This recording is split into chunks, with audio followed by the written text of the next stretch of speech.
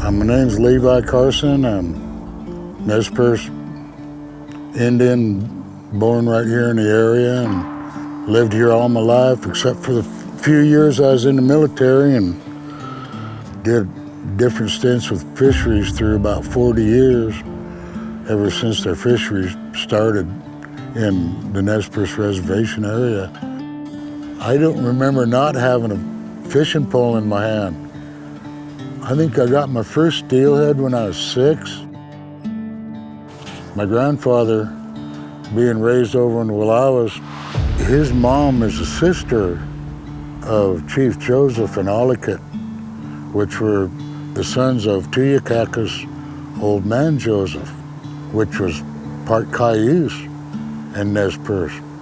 So hence, through the family tree, I am too.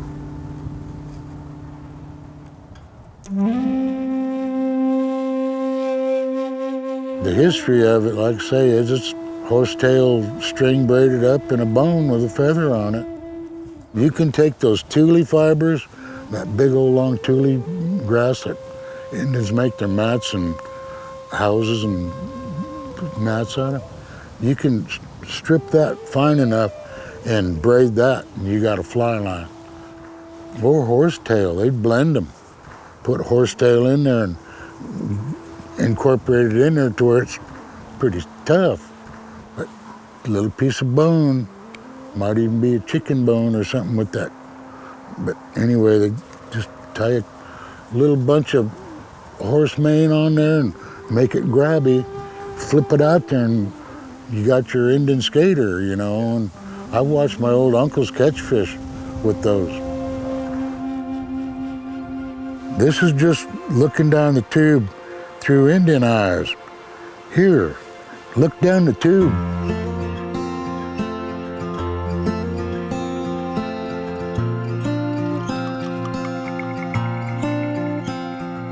Some folks can step out there on their first day, even first cast, and I've seen it, get their bug out there and it'll all straighten out eventually. Here it comes across and whoo, you got one. Then there's the other guy, no halfway guy.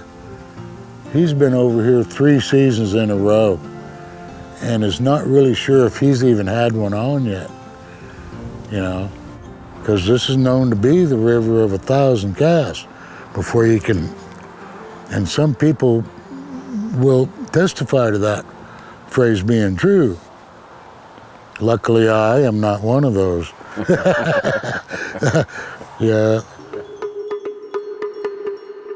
First couple years into it, boy, it took me some. I didn't have real high success rate. You gotta have fish under that bug or you're not in the game. It's kind of like recipes, you know, and you got your grandma's recipe, you might not give it out to anybody, you know. Right. And then here comes your guide. Your guide's got all the recipes, you know.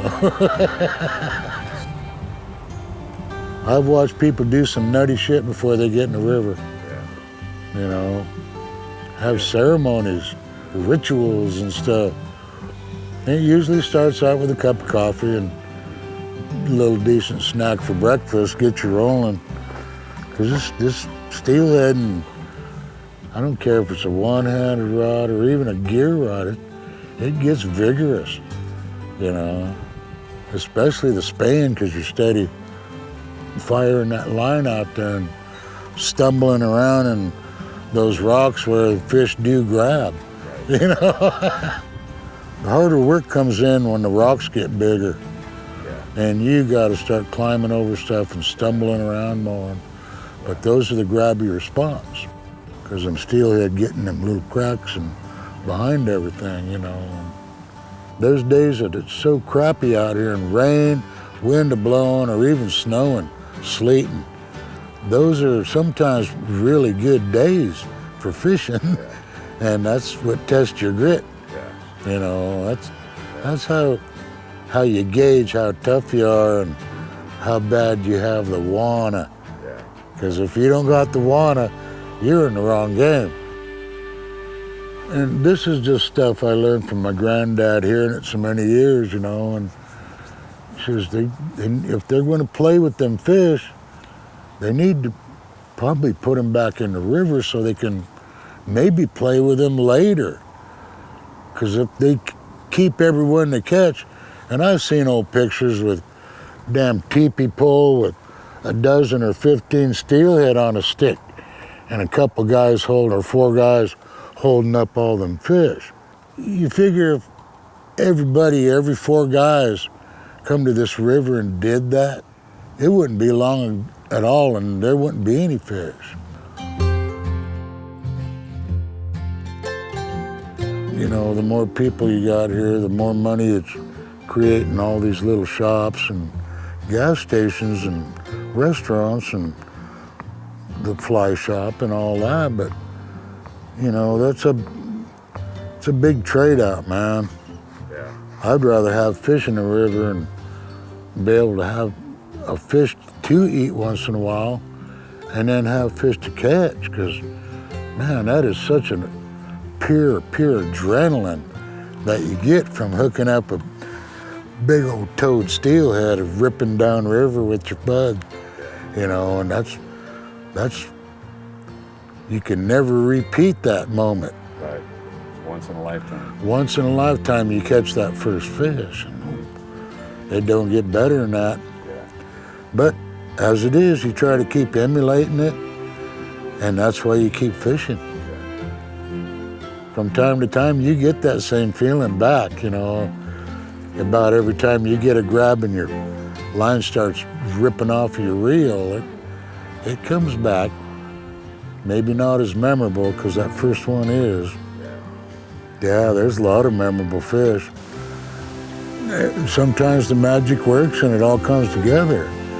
You got a big old toad on your string, like that adrenaline I was telling you about that gets people coming back, man.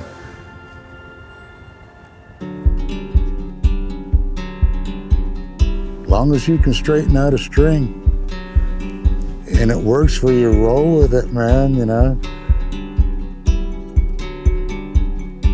Yeah, I got tuned by Tracy and Dave Bloom and a couple other buddies, and man, I started having those head on fire days, you know. Those are friends you keep forever, you know. That fishing stuff does something to a camaraderie that a lot of the genres don't have, you know. I mean, you spend time with somebody standing in the river for many hours as some of us have, that's gold, man. That's what makes good buddies, man. Yeah. That kind of stuff. For sure. Yeah.